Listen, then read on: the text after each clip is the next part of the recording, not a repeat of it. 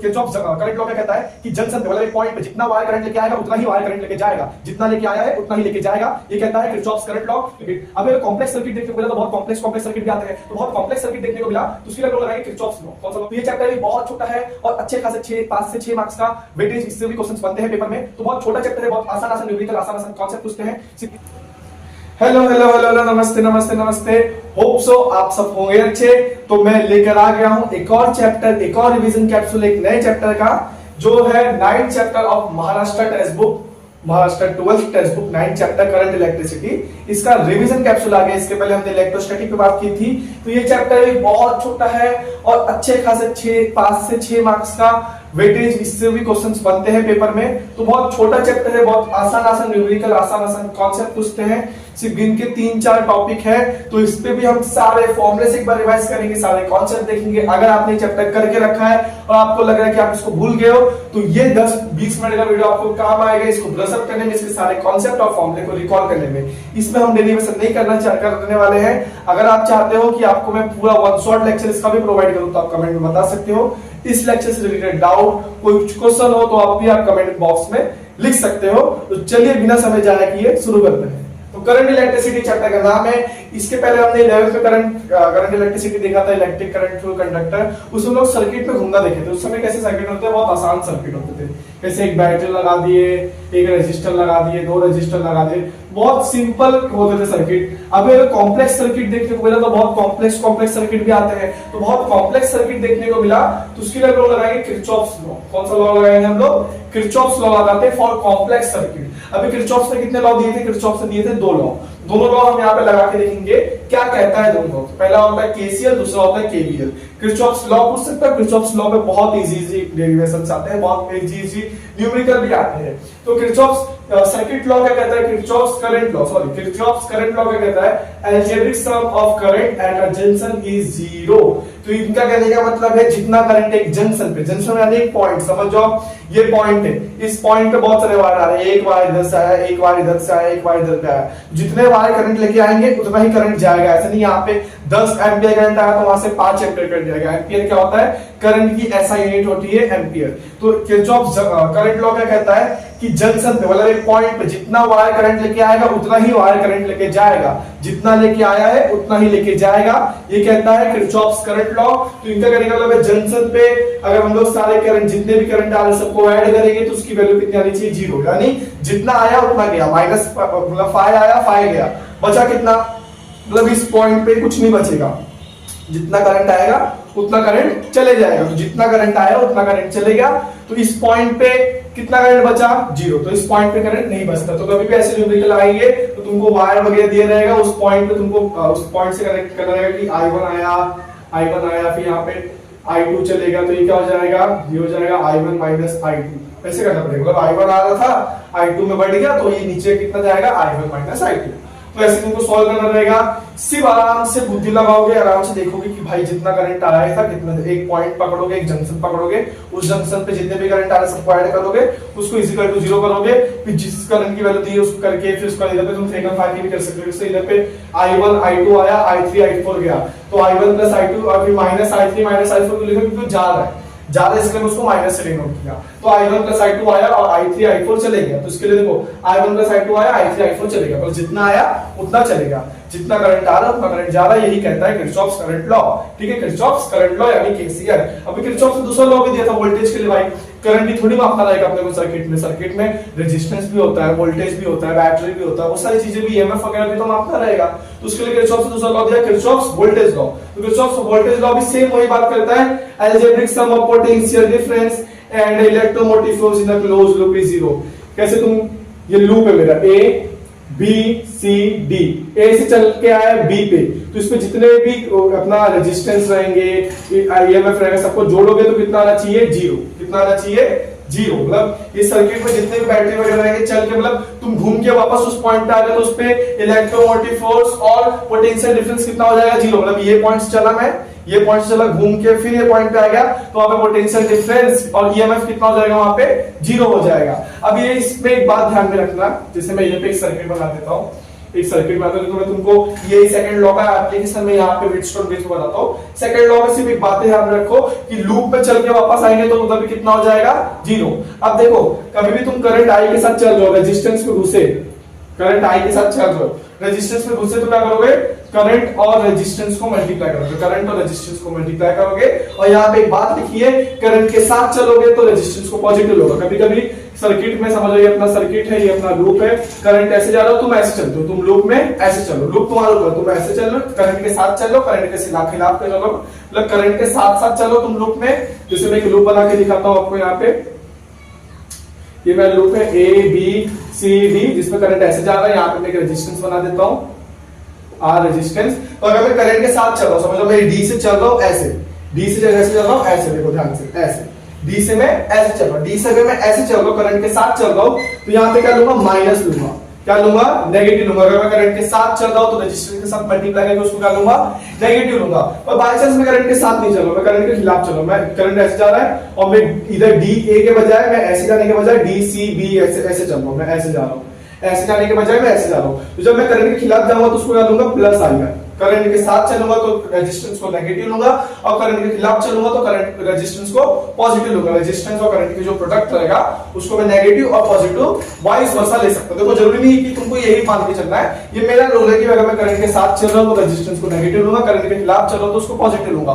तुम इसका उल्टा भी कर सकते हो, करंट के साथ चलोगे तो पॉजिटिव लो, पर जब करंट के खिलाफ चलोगे तो उसको क्या लेना, नेगेटिव लेना। एज पर न्यूमेरिकल तुम इसको अप्लाई कर सकते हो, पर अगर एक ही रूल को मान के चलोगे तो बाद में कंफ्यूजन क्रिएट नहीं होगा। तो करंट के साथ चलोगे तो रेजिस्टेंस को क्या लोगे, तुम नेगेटिव लोगे, और करंट के खिलाफ चलोगे तो रेजिस्टेंस को लोगे पॉजिटिव। ठीक है, अब एक और बात है, ये देखो बड़ा वाला जो होता है उसको बोलते हैं पॉजिटिव टर्मिनल, जो छोटा वाला होता है उसको बोलते हैं नेगेटिव टर्मिनल। पॉजिटिव वाले बड़ा वाले को क्या बोलते हैं, पॉजिटिव टर्मिनल, छोटे वाले को बोलते हैं नेगेटिव टर्मिनल। तो जब भी तुम पॉजिटिव से नेगेटिव जाओगे, कहां जाओगे, पॉजिटिव से नेगेटिव जाओगे, तो इधर पे जो भी ईएमएफ रहेगा 5 वोल्ट 10 वोल्ट रहेगा उसको क्या लोगे, नेगेटिव लोगे। मतलब जो भी ईएमएफ रहेगा, जो भी वोल्टेज रहेगा, अगर तुम करंट तुम्हारा पॉजिटिव से नेगेटिव जा रहा है, कहां जा रहा है, पॉजिटिव से नेगेटिव जा रहा है, तो तुम उसको क्या लोगे, नेगेटिव लोगे, उसको नेगेटिव कंसीडर करोगे, साइन कन्वेंशन की बात है। और अगर तुम्हारा करंट जो है वो नेगेटिव से पॉजिटिव जा रहा है, मतलब छोटे वाले से बड़े वाले की तरफ जा रहा है, तो उसको क्या लोगे, पॉजिटिव लोगे। बड़े वाले से छोटे वाले की तरफ गया तो वोल्टेज को नेगेटिव लोगे, और छोटे वाले से बड़े वाले की तरफ गया तो उसको पॉजिटिव लोगे। नेगेटिव से पॉजिटिव गया तो पॉजिटिव, पॉजिटिव से नेगेटिव गया तो नेगेटिव। सिंपल भाषा में, बड़े से छोटा गया तो उसको क्या लोगे, नेगेटिव लोगे, छोटे से बड़ा गया तो उसको पॉजिटिव लोगे। देखो छोटे से बड़ा जा रहा है तो पॉजिटिव, छोटे से बड़ा मतलब पॉजिटिव, बड़े से छोटा मतलब नेगेटिव। देखो ठीक है, तो ये कुछ रूल है सेकंड लॉ के, किरचॉफ्स वोल्टेज लॉ के, उसको ध्यान में रखो। इसका एप्लीकेशन मैं आपको यहाँ पे व्हीटस्टोन ब्रिज में बताता हूँ। ठीक है, तो किरचॉफ्स के लॉ पूरे चैप्टर में अपने को एप्लीकेबल है, कुछ नहीं, तुमको लूप में चलना आना चाहिए। लूप में चलते वक्त जंक्शन पे करंट कितना रहेगा, 0 रहेगा। पूरे लूप में अगर तुम घूम लिए वापस से वहां पे आ गए तो वहां पे ईएमएफ भी कितना रहेगा, 0 रहेगा। करंट के साथ चलोगे तो रेजिस्टेंस को नेगेटिव लोगे, करंट के खिलाफ चलोगे तो रेजिस्टेंस को पॉजिटिव लोगे।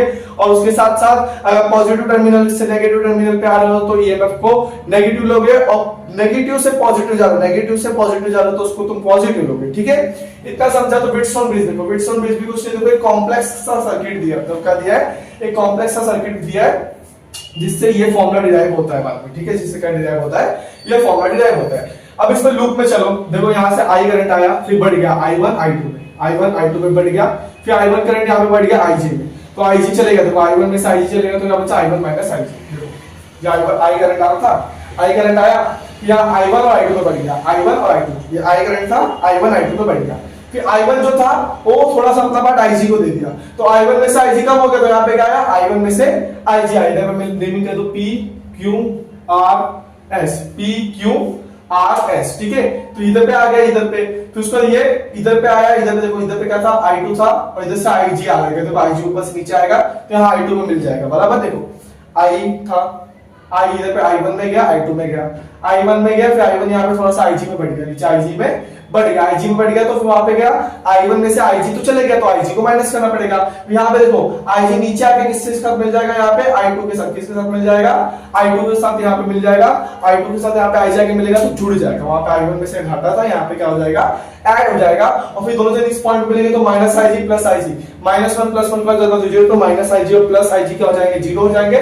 और यहाँ से फिर I one plus I two क्या था, I current I one I two में जुड़ता था, आई वन और आई टू मिलेंगे तो क्या बना देंगे, वापस से आई बना देंगे। तो ये है अपना व्हीटस्टोन ब्रिज। व्हीटस्टोन ब्रिज का बैलेंस कंडीशन में क्या होता है, जी की वैल्यू जीरो आती है। तो यहाँ पे अगर तुम चलोगे, अगर मैं चल के दिखाऊं, देखो दो लूप दिख रहा है अपने को, एक ये लूप दिख रहा है, ये वाला लूप, एक ये वाला लूप, दोनों लूप में तुम अगर चलोगे, अगर मैं चल के दिखाऊं कोई भी एक पॉइंट से यहाँ पे चलूं, तो यहाँ पे कैसा होगा, मैं ये वाले पॉइंट से चल रहा हूँ, देखो करंट के साथ, आई वन वाले करंट के साथ, देखो मैं यहाँ पे साइड में आपको बना के दिखाता हूँ, नीचे देखो यहाँ पे मैं ये वाले लूप में चल रहा हूँ, देखो ठीक है, दिख रहा है ऐसे ये वाले लूप में, और दूसरा उस तरफ वाला लूप है। मैं ये वाले लूप में चल रहा हूँ, तो यहाँ पे क्या है, आई वन करंट है, ये P रजिस्टर है मेरा, फिर उस पर इधर पे गैल्वेनोमीटर है, बीच में मेरा गैल्वेनोमीटर भी एक रेजिस्टेंस ही होता है। गैल्वेनोमीटर क्या होता है, एक रेजिस्टेंस होता है, तो मैं गैल्वेनोमीटर भी कंसीडर करूंगा। और यहाँ पे S रेजिस्टेंस है मेरा, यहाँ पे I2 आ रहा है, तो तुम ऐसे चलने को मैं देखूंगा, ऐसे इधर से घूम के वापस इसी पॉइंट पे आऊंगा मैं। तो देखो I1 into P register current के साथ चला तो माइनस I1 P हो जाएगा, इधर पे आया तो ये क्या हो जाएगा, करंट के साथ, तो देखो इधर पे IG आ जाएगा, इधर पे IG करंट आ जाएगा, राइट, देखो IG करंट आ जाएगा, तो यहाँ पे IG करंट आया तो क्या हो जाएगा, माइनस IgG हो जाएगा। और फिर देखो घूम के फिर मैं यहाँ पे आया तो करंट के खिलाफ हो गया, देखो I2 करंट जो है ऐसे जा रहा है, तो मैं करंट के खिलाफ आ रहा, तो ये क्या हो जाएगा, प्लस I2S हो जाएगा, क्या हो जाएगा, I2S। देखो ये रेजिस्टेंस है, P और S का है रेजिस्टेंस, तो मेरे को इक्वल टू जीरो, मुझे यहाँ पे पहली इक्वेशन क्या मिली, minus IP minus IgG plus I2S is equal to zero, ये मुझे पहली इक्वेशन मिली, राइट। अब मैं दूसरे लूप में चलूंगा, मैं उस तरफ वाले लूप में चलूंगा, ये वाला लूप दिख रहा है उसमें चलूंगा, उसमें चलूंगा तो क्या हो जाएगा,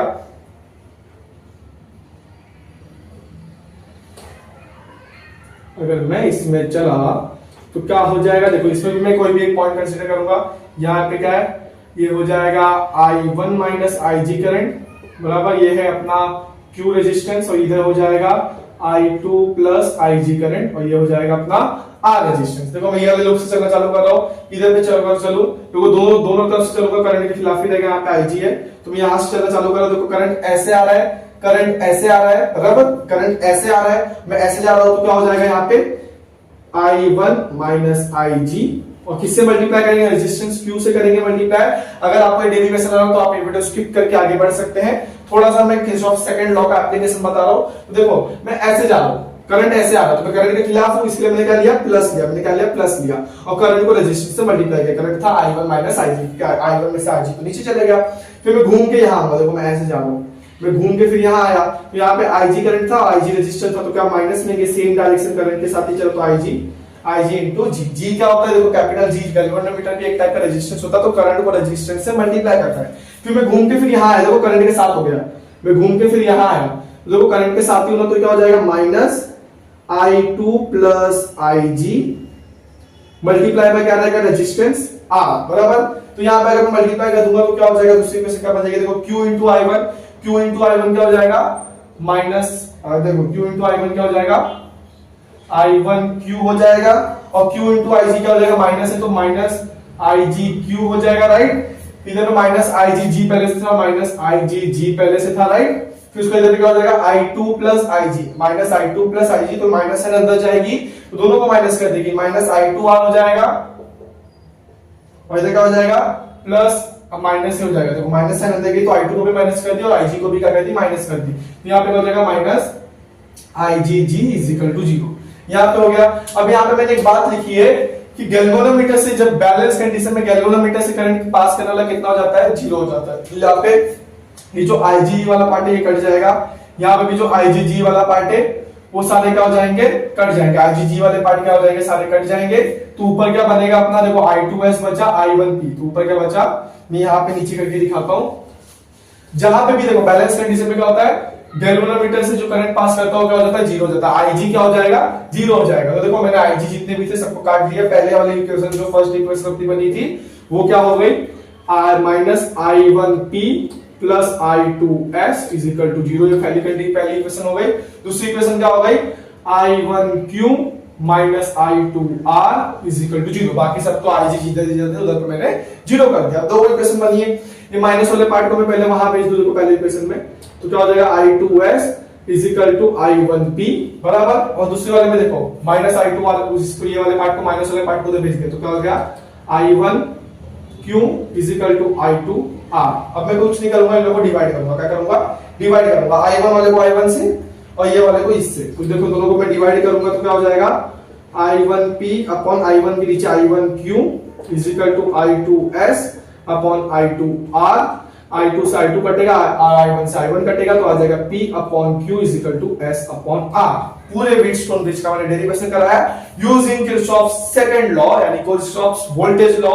करंट के साथ चलोगे व्हीटस्टोन के दोनों व्हीटस्टोन मीटर ब्रिज में जो दोनों लूप है, दोनों लूप में चलोगे तो P upon Q is equal to S upon R रहेगा। P upon Q is equal to S upon R। ये चार रेजिस्टेंस में से अपने को कोई तीन रेजिस्टेंस दिए रहेगा, तीनों रेजिस्टेंस में से एक रेजिस्टेंस निकाला रहेगा। देखो रिवीजन लेक्चर है तो भी मैंने वोल्टेज लॉ का पूरा आपको डेरिवेशन करके बताया है। एक बार खुद से प्रैक्टिस करो, क्योंकि वोल्ट ये जो व्हीटस्टोन ब्रिज है ना, उसका एप्लीकेशन है मीटर ब्रिज। देखो सेम वही है, एक लूप ये हो जाएगा, एक लूप ये हो जाएगा, दोनों लूप में चलोगे। देखो मीटर ब्रिज क्या होता है बताओ, मीटर ब्रिज के बारे में एक और बात बताऊं, ये 1 मीटर का होता है। क्या होता है?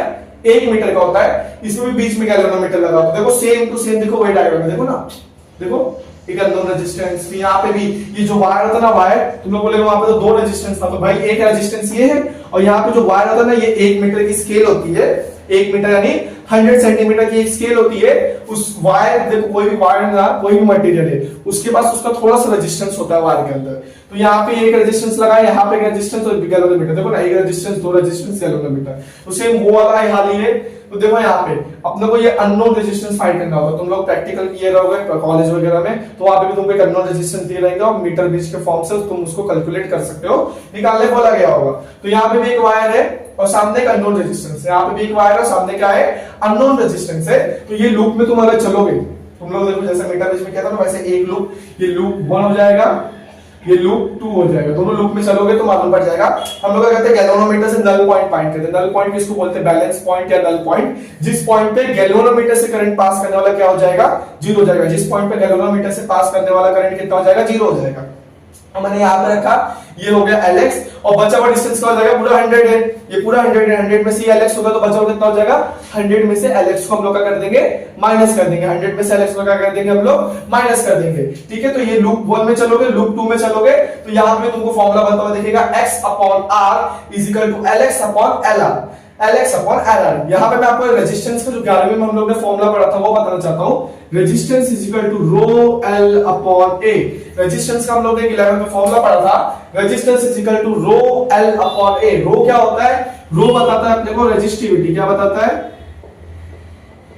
रो हमें बताता है रेजिस्टिविटी, एल बताता है रेजिस्टेंस का लेंथ कितना है, ए बताता है उसकी एरिया, राइट। तो यहां से हम लोग वही वाला फॉर्मूला थोड़ा सा यूज होगा।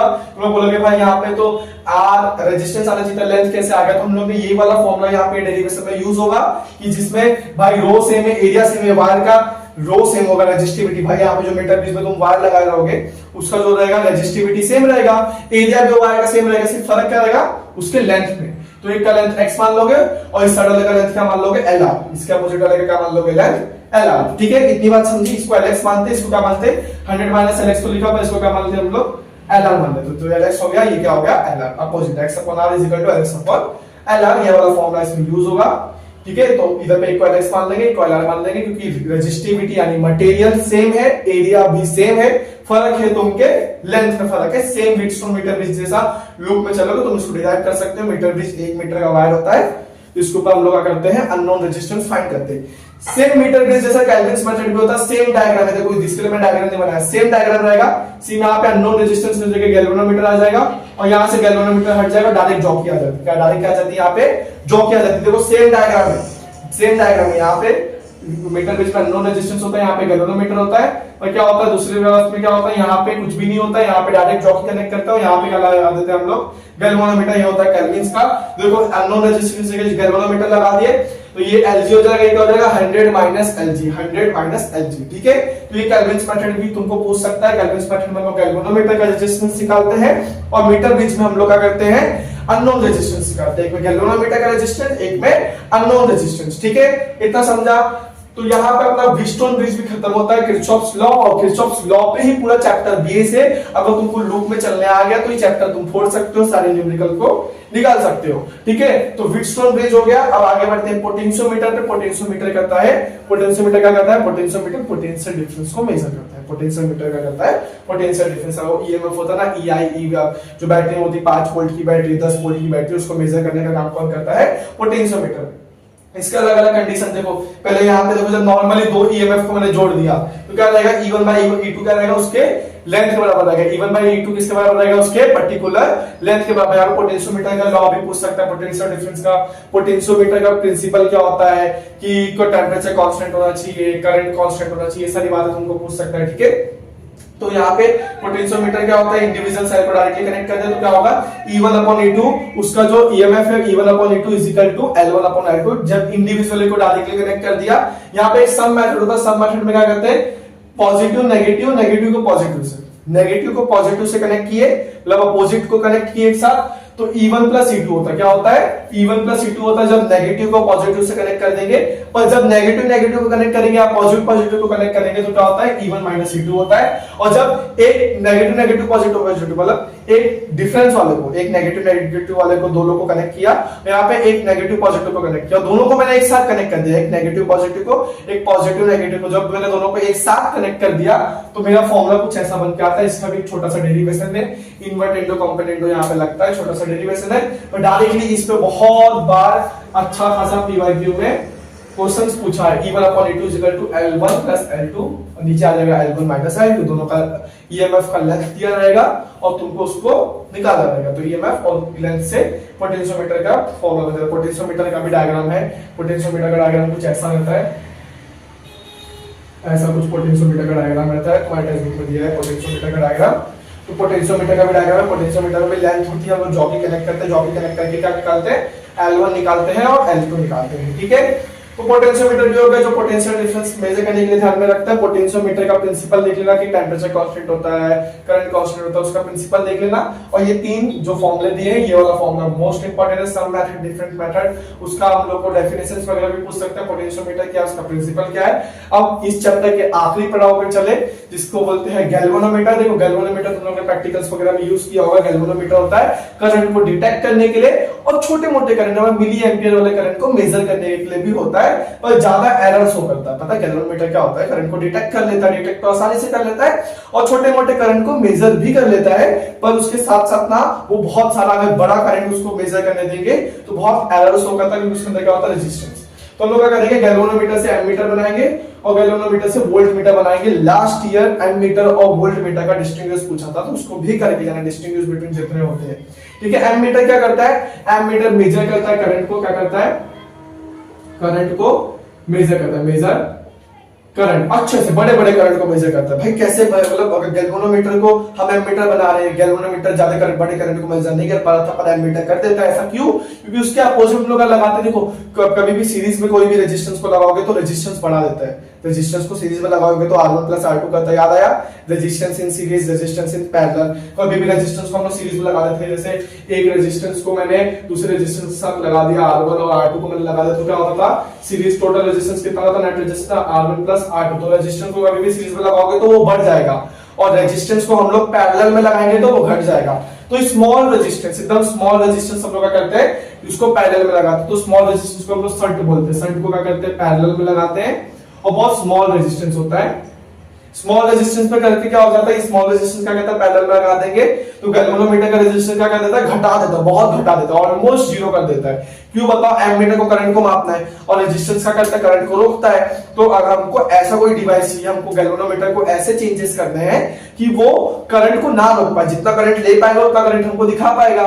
तो हम गैल्वेनोमीटर को ऐसा बनाएंगे कि वो करंट को ना रोक पाए। उसके लिए हम क्या करेंगे, उसके पैरेलल में गैल्वेनोमीटर एक रेजिस्टेंस होता है उसके अंदर, उसके पैरेलल में एक छोटा सा रेजिस्टेंस स्मॉल शंट लगा देंगे, जिसकी वजह से ओवरऑल गैल्वेनोमीटर का रेजिस्टेंस क्या हो जाता है, बहुत ही कम हो जाता है। क्या हो जाता है, बहुत कम हो जाता है, लगभग जीरो। इसके लिए तुम्हारे टेक्स्ट बुक में एक लाइन भी लिखी है, ideal ammeter have zero resistance. Ideal ammeter, ideal ammeter के पास क्या होता है, जीरो रेजिस्टेंस होता है। रेजिस्टेंस कितना होता है, जीरो। आइडियल मतलब एक्चुअल में नहीं होता, थोड़ा बहुत रेजिस्टेंस होता है, 0.1 या 1-2 ओम रेजिस्टेंस होता है, बट आइडियल एमीटर के पास रेजिस्टेंस क्या होता है, जीरो होता है। क्वेश्चन में ऐसा लिखा है ना कि ideal ammeter have resistance infinity 0 2 4, तो उसको जीरो टिक करना, क्योंकि हमें रेजिस्टेंस नहीं चाहिए। अगर रेजिस्टेंस नहीं होगा तो हम अच्छे से करंट को मेजर कर पाएंगे। एमीटर यूज होता है करंट को मेजर करने के लिए। उससे हम लोगों ने यहाँ पे करंट का फॉर्मूला निकाला था, आईजी जो करंट जो गैल्वेनोमीटर से पास होगा, जी क्या है, गैल्वेनोमीटर का रेजिस्टेंस है, आई क्या है, ये जो बाहर से करंट जा रहा है, यहाँ जो बाहर से करंट जाएगा वो है आई टोटल करंट, और इसको हम लोग सिंपलीफाई करके क्या कर देते हैं, n-1/g कर देते हैं। वोल्टमीटर होता है मेजर करने के लिए वोल्टेज यानी पोटेंशियल डिफरेंस। तो अभी देखो पोटेंशियल डिफरेंस मेजर करने के लिए हम चाहते करंट ना है, करंट ना आए तो हमको रेजिस्टेंस बढ़ाना पड़ेगा।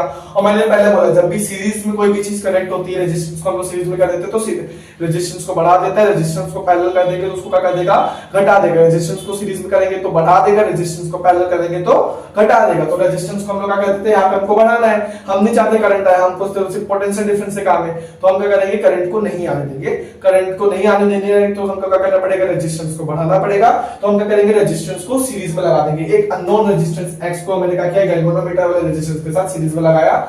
एमीटर में मैं क्या कर रहा हूं, पैरेलल लगा रहा हूं। एमीटर में मैं रेजिस्टेंस को पैरेलल लगा रहा हूं, उस रेजिस्टेंस को हम लोग शंट बोलते हैं, जो स्मॉल रेजिस्टेंस होता है। और यहाँ पे वोल्टमीटर में क्या कर रहा हूं, large resistance, unknown large resistance को मैं गैल्वेनोमीटर के साथ पैरेलल सीरीज में लगा रहा हूं, ताकि पूरा ओवरऑल सर्किट का जो रेजिस्टेंस है बढ़ जाए, करंट ना आ पाए और मैं अच्छे से वोल्टेज को मेजर कर पाऊं। यहाँ पे अननोन रेजिस्टेंस निकालने के लिए हमने फॉर्मूला डिराइव किया था, V/IG, मतलब टेक्स्ट बुक में है V/IG। IG है क्या, करंट से मतलब गैल्वेनोमीटर से पास होने वाला करंट, और V क्या है, वोल्टेज है, कितना वोल्टेज है। यहाँ पे G क्या है, गैल्वेनोमीटर का रेजिस्टेंस। इसको सिंपलीफाई करके G and V-I1 लिखे हैं। पर तुम्हारा इसी फॉर्मूले से बहुत सारे न्यूमेरिकल बन जाएंगे, इसी फॉर्मूले से बहुत सारे न्यूमेरिकल बन जाएंगे। इसी के साथ ये चैप्टर की कहानी पूरी खत्म होती है।